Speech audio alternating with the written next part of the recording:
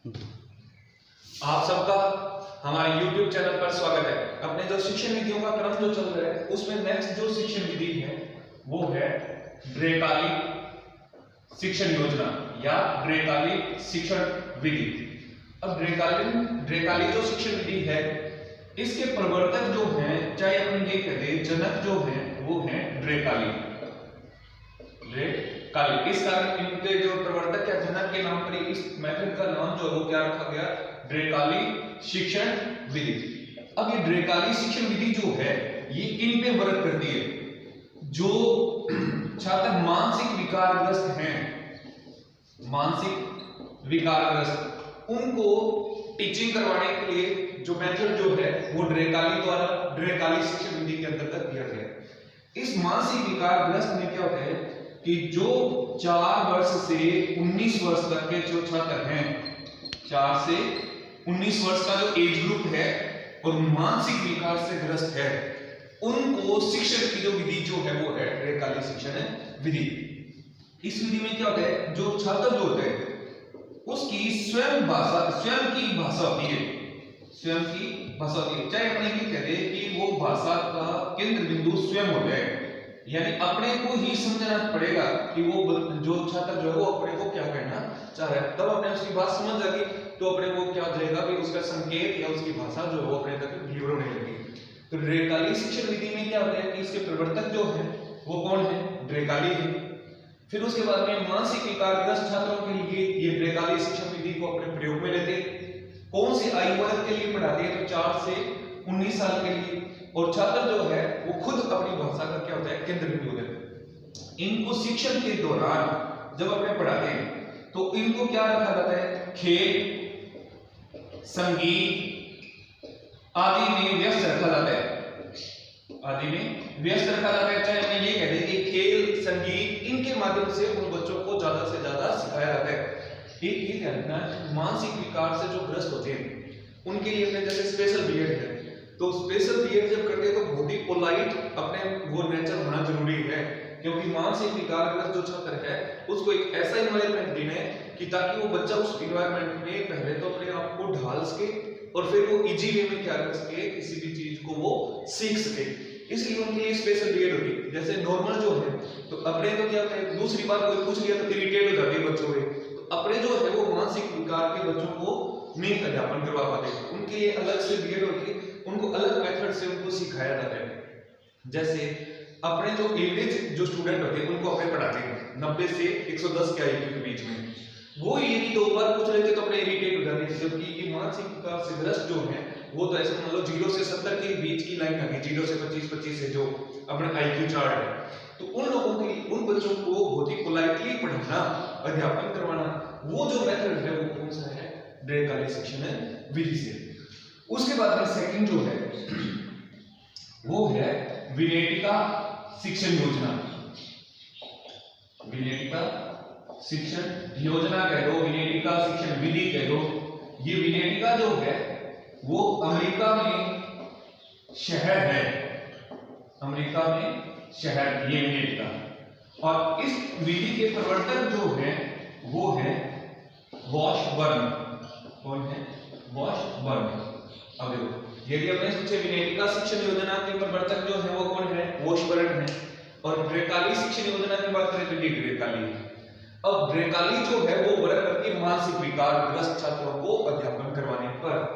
विनेटिका जो है ये किस पे वर्क करती है, बच्चों में सामाजिक व्यवहार विकसित करने के लिए, सामाजिक व्यवहार विकसित करने के लिए। और सामाजिक व्यवहार जो है वो प्राथमिक स्तर से क्या होना चाहिए, प्राथमिक स्तर से ही क्या किया जाना चाहिए, विकसित किया जाना चाहिए। इस पे बल देता है कौन, वॉशबर्न। और इस वॉशबर्न ने इस विधि की जो शुरुआत जो है वो कहां से की है, तो अमेरिका के विनेटिका शहर से की है। इसलिए इसका नाम ही क्या रखा गया, विनेटिका शिक्षण योजना रखा गया। यहाँ इस योजना में क्या रहता है कि व्यक्ति भिन्नता पर ध्यान रखा जाता है, व्यक्ति भिन्नता पर ध्यान रखा जाता है। यानी जो छात्र जो है किस में इंटरेस्ट रखते हैं, क्या क्या उनमें क्या है भिन्नताएं हैं, उनको अपने ध्यान में रख के ही उसके व्यवहार को या सामाजिक व्यवहार को या सोशल बिहेवियर को क्या किया जाता है, डेवलप किया जाता है। जैसे इंडियन और फॉरेन, यानी यहाँ जो छात्र जो है 9th 10th 11th 12th में वो बच्चा पढ़ने के साथ साथ अपना वर्क भी करते हैं। यहाँ अपने 12वीं तक तो पता ही नहीं चलता भी करना क्या है उस तक, यानी बहुत बड़ा डिफरेंस रह जाता है एजुकेशन लेवल का भी। हालांकि अब जो है एजुकेशन लेवल में सुधार है। जैसे 2005-6 से पहले तो बच्चे 12वीं कर जाते थे, पता ही नहीं होता भी करना क्या है, तो आगे करना क्या है, यानी प्लानिंग नहीं होती थी। आज फिर भी आज के टाइम की बात करें तो कुछ सुधार है। सोशल बिहेवियर जो है वो क्या रहता है, उनका अभाव रहता है। तो देखो विनेटिका शिक्षण योजना जो है वो अमेरिका शहर में किसने शुरुआत की, वॉशबर्न ने। और विनेटिका शिक्षण योजना जो है वो किस पे वर्क करती है, प्राथमिक स्तर से ही बच्चों में सामाजिक विकास को विकसित करने से या सामाजिक व्यवहार जो है वो उनका डेवलप करने से रिलेटेड है। और व्यक्तिगत भिन्नता पर इस पे क्या रखा जाता है, विशेष ध्यान रखा जाता है। उसके बाद ड्रेकाली शिक्षण योजना की बात करें तो इसके प्रवर्तक जो है वो है ड्रेकाली। किस पे वर्क करता है ये, मानसिक विकारग्रस्त छात्र जो है उन पे वर्क करता है। किस एज ग्रुप में वर्क करते हैं, तो 4 से 19 साल के। और यहाँ जो छात्र जो है वो अपनी भाषा का खुद कह दो के अंदर इंटर रहते हैं और खेल संगीत इनके माध्यम से उनको क्या करवाया जाता है, शिक्षण जो है वो करवाते हैं। अब उसके बाद में नेक्स्ट जो है वो है डाल्टन विधि। कौन सी विधि है, डाल्टन विधि। अब ये डाल्टन विधि में क्या है, डाल्टन विधि। अब पहले तो अपने को ये बताओ कि इसके प्रवर्तक कौन है, प्रवर्तक। तो इस विधि के प्रवर्तक जो है डाल्टन विधि के वो है कुमारी हेलन पारखर्स्ट। अब यदि अपने पूछे डाल्टन विधि जो है वो वर्क कहां करती है, तो डाल्टन विधि में क्या होता है, जैसे एक यूनिट जो है, एक इकाई जो है वो आगे कई भागों में बांटी जाती है। चाहे अपने ये कहते एक भाग को कई भागों में बांटते हैं पहले, और उसके बाद में प्रतिदिन एक भाग काम करने के लिए दिया जाता है, प्रतिदिन एक भाग। देखो डाल्टन विधि जो है वो वर्क कैसे करती है, तो इसमें क्या है, प्रवर्तक जो है वो कौन है, कुमारी हेलन पारखर्स्ट। उसके बाद में यदि हमने सोचे कि डाल्टन विधि वर्क कहां करती है, तो इसमें क्या होता है, एक यूनिट जो होती है उस यूनिट को क्या किया जाता है, कई भागों में बांटा जाता है, और प्रत्येक दिन उसको क्या किया जाता है, बच्चे को एक यूनिट या एक भाग जो है वो करने के लिए दिया जाता है। साप्ताहिक जो काम होता है, वीकली जो है, उसको अपने कहते हैं असाइनमेंट। तो सप्ताह भर का एक काम इकट्ठा दे देना वो क्या है, असाइनमेंट है। तो ये जो मेथड है पढ़ने का वो क्या कहलाता है, डाल्टन विधि। अब ये डाल्टन विधि जो है ये किसको ज्यादा रिप्रेजेंट करती है, तो लिखित जो है, चाहे लेखन कौशल जो है, उस लेखन कौशल को क्या करती है, डेवलप करती है। चाहे अपने ये कहते हैं कि मौखिक अभिव्यक्ति को प्रतिबंधित करती है। मौखिक अभिव्यक्ति का स्थान जो है वो यहाँ नगर में कह दो, शून्य है। यहाँ मौखिक अभिव्यक्ति का स्थान जो है वो शून्य है। असाइनमेंट दे दिया, बच्चों को क्या करने दे दिया, काम करना दे दिया, तो वो क्या करता रहता है, काम करता है। तो काम करता रहता है, तो इसका मतलब उसको मौखिक अभिव्यक्ति का स्थान जो वो क्या रहेगा, शून्य रहता है। तो डाल्टन विधि में क्या रहता है, इसके पहले तो प्रवर्तक कौन है, कुमारी हेलन पारखर्स्ट। उसके बाद में ये जो है एक इकाई को क्या किया जाता है, कई भागों में बांट के पढ़ाते, और प्रतिदिन क्या करते हैं, एक भाग जो है उसको काम करने के लिए दिया जाता है। और साप्ताहिक जो कार्य है वो क्या कहलाता है, असाइनमेंट कहलाता है। तो देखो पहले तो अपने की कौन सी विधि, ड्रेकाली। फिर सेकंड नंबर पे अपने की है जो कौन सी की है, तो विनेटिका। और थर्ड नंबर पे जो की है वो की है डाल्टन विधि। उसके बाद में यदि अपने से कहते हैं कि पर्यटन विधि, पर्यटन विधि। अब पर्यटन का मतलब क्या होता है, परि प्लस अटन, परि प्लस अटन। परि का मतलब होता है चारों ओर, और अटन का मतलब होता है यात्रा, यानी चारों ओर की यात्रा, यानी घूमना। और घूमना जो है वो लगभग सभी को क्या रहता है, बहुत ही पसंद रहता है। घूमना जो है वो सभी पसंद करते हैं, पर्यटन जो है। अब यदि बात करें पर्यटन विधि में, तो पर्यटन विधि में क्या होता है कि छात्रों को पुस्तकीय ज्ञान की बजाय, यानी इन किताबों ज्ञान की बजाय उसको व्यवहारिक जगत में ले जाया जाता है, व्यवहारिक जगत में ले जाकर शिक्षण करवाते हैं। चाहे अपने ये कह दे कि प्रत्यक्ष उसको वो चीज दिखाते हैं, यानी जैसे जो टॉपिक अपने को पढ़ाना है उसको डायरेक्ट वहां ले जाते हैं, प्रत्यक्ष उसको दिखाते हैं और वो देख के वो उस चीज को या उस ज्ञान को क्या कर लेते हैं, देखकर ज्ञान की प्राप्ति करते हैं। और ज्ञान जो है वो क्या होगा, यहाँ स्थायी ज्ञान होगा, यहाँ जो होगा उसको क्या होगा, ज्ञान जो वो स्थायी है। और पर्यटन विधि की बात करें तो पर्यटन विधि के प्रवर्तक जो है या जनक जो है वो है पेस्टोलॉजी। अब देखो यदि जनक की बात करें तो जनक कौन है, पेस्टोलॉजी।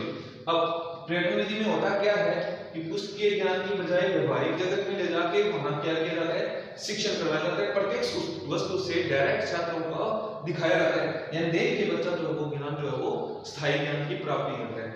अब इसमें सोपान जो है, अब ऐसे तो है कि बिना प्लानिंग के ये काम हो जाए, तो पर्यटन विधि में क्या रहता है, पहले पर्यटन से पहले पर्यटन के स्थान का चुनाव होना जरूरी है।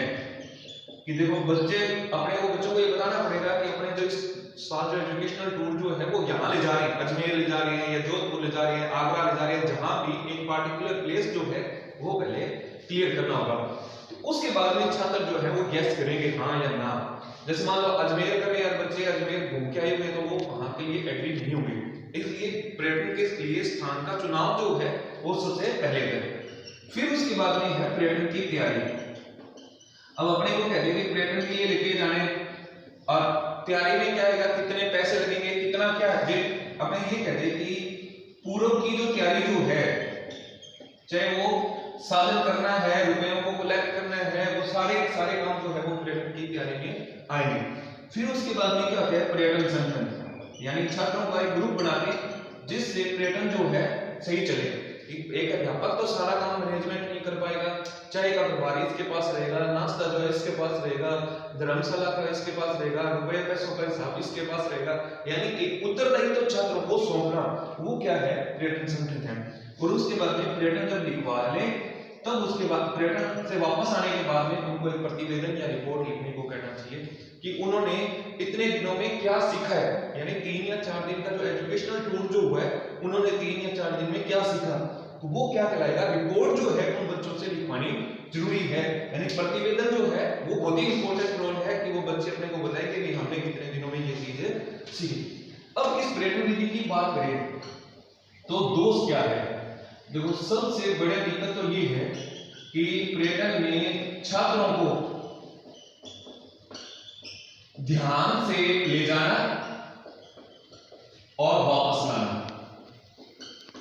ये सबसे बड़ी दिक्कत है, बच्चों की केयर करना। क्योंकि आजकल वही बात है कि 2-2 बच्चे यार एक आधा बाई चांस वहां गुम हो जाए तो फिर मामला गड़बड़ हो गया। तो इसलिए यहाँ ध्यान से लाना है, बच्चों को संभालना जो है, चाहे अपने ये कहें बच्चों में अनुशासन जो बनाए रखना, ये बहुत ही टिपिकल है। क्योंकि पर्यटन का मतलब होता है खूब मस्ती से जाना, क्लास का एनवायरनमेंट से अलग हटके उस तरह का अपने एनवायरनमेंट उसको क्रिएट करके देते हैं, क्योंकि घूमने जा रहे हैं। और उस घूमने के दौरान भी बच्चों को एक लिमिट में रखना या डिसिप्लिन में रखना, ये बहुत ही क्रिटिकल पोजीशन है रहती है अध्यापक के सामने। फिर थर्ड जो है ये एक खर्चीली विधि है, इतना आसान काम नहीं कि जैसे मान लो किसी भी एक जगह जाने हैं, जैसे हल्दी घाटी में हमें अपने एक तो हल्दी घाटी का ऐसे कह रहे हैं कि एक तो एक घाटी है और उसका कलर जो है वो पीले रंग का है, इस कारण उसका नाम ही क्या रख दिया गया, या हल्दी कलर के इसलिए नाम क्या रख दिया गया, हल्दी घाटी। एक तो ये सीधा बताना, एक आपको कहीं भी हल्दी घाटी लेके जाना, तो यहाँ से जैसे हनुमानगढ़ से जाने तो पहले तो यहाँ से टिकट बुक करो, ना पर उतरो, फिर उसके बाद में वो ओटन, बड़ी ओटन, खमनोर और फिर जाके कहीं हल्दी घाटी आनी है। अब यहाँ तक जाने में कितने पैसे लगेंगे, तो वो एक वहां जाकर हम कहेंगे ये देखो ये हल्दी घाटी ये पीले रंग की है। अब एक तो वहां ये बात ठीक है कि देखने के बाद में ज्ञान जो वो स्थायी रहेगा, परंतु इसके लिए खर्चा जो है वो बहुत लगेगा, तो इसलिए ये एक खर्चीली जो विधि अपने को रहती है। उसके बाद में यहाँ वो प्रॉब्लम क्या रहती है, देखो एक तो छात्रों को ध्यान से ले जाना वापस लाना, अनुशासन खर्चीली, एक संपूर्ण पाठ्यक्रम जो है वो अपने यहाँ इस विधि से नहीं करवा सकते। संपूर्ण पाठ्यक्रम इस विधि से संभव नहीं है, इस विधि से संभव नहीं है। जैसे पांचवी के पर्यावरण की बात लोगे ना, तो हमारा राजस्थान है, तो उसमें अजमेर, जयपुर, जोधपुर 5 जिलों के दर्शनीय स्थल दिए हुए हैं। तो जयपुर में दर्शनीय स्थल है, वहां जो सारे हवा महल, जंतर मंतर, ठीक है, सिटी पैलेस, ये सारे जितने भी दर्शनीय स्थल है जयपुर में, उनके नाम लिखे हुए हैं। अब यदि अपने कहते हैं कि इस विधि से दिखाने, तो पहले यहाँ से साधन करो, जयपुर लेके जाओ, वहां 3-4 दिन इन चीजों को घुमाओ, फिर जयपुर से अजमेर लाओ, यानी इस 5वें पार्ट को खत्म करने के लिए महीना भर चाहिए। और 1 महीना सिर्फ और सिर्फ अपने ट्रैवलिंग करनी, वहां रुकना, तो खर्चा जो है वो बहुत ज्यादा लगता है। और पार्ट जो है वो क्या हुआ है, एक ही हुआ है, वो भी एक विषय का पार्ट हुआ है, और जितने भी वर्ग थे वो अपने रुक गए। तो इसलिए संपूर्ण पाठ्यक्रम के साथ साथ उस विषय के पाठ्यक्रम के साथ साथ अन्य विषयों को भी क्या करती है, प्रभावित करती है। तो इस तरह से इस जो टॉपिक में अपने को 4 विधियां जो है, इसमें कौन कौन सी है, एक तो ड्रेकाली, दूसरी विनेटिका, थर्ड जो है वो है डाल्टन, और चौथी जो है वो है क्रेटन विधि। Thank you.